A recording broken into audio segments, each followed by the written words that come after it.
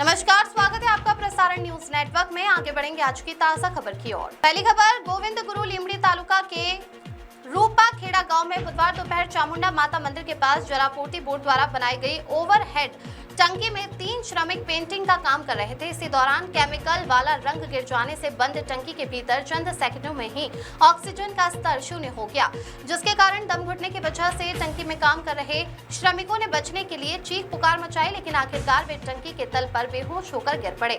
बाहर खड़े सहकर्मियों ने चीख पुकार सुनकर जब अंदर देखा तो तीनों बेहोश पड़े थे। स्थानीय लोगों की सूचना के बाद मामले की गंभीरता को देखते हुए पुलिस, जलापूर्ति बोर्ड झालोद के अधिकारी और 108 की टीम तुरंत मौके पर पहुंची। साथ ही दाहोद के फायर ऑफिसर दीपेश जैन की देखरेख में दाहोद और झालोद फायर ब्रिगेड की टीम ऑक्सीजन सिलेंडर और मास्क पहनकर 12 फीट गहरी टंकी में उतरी।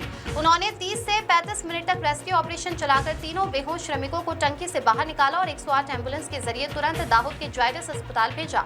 वहां समय पर इलाज मिलने से फिलहाल उनकी हालत स्थिर है। अगली खबर, फतेहपुरा तालुका में बारिश में देरी के कारण धरती पुत्र चिंतित है और चातक की तरह बारिश का इंतजार कर रहे हैं। इंसानों से लेकर बेजुबान पशु पक्षियों तक को पानी के बिना दिक्कतों का सामना करना पड़ रहा है। साथ ही आने वाले मानसून का सीजन विफल होने की आशंका से किसानों में चिंता फैल गई है। ऐसे में फतेहपुरा मार्केटिंग यार्ड में मजदूरी कर अपना गुजारा करने वाले वाल्मीकि समाज द्वारा वरुण देव को प्रसन्न करने के लिए मार्केटिंग यार्ड में ही हवन कुंड बनाकर हवन किया गया। हर साल की तरह इस साल भी वाल्मीकि समाज ने वरुण देव को मनाने के लिए ये टोटका किया।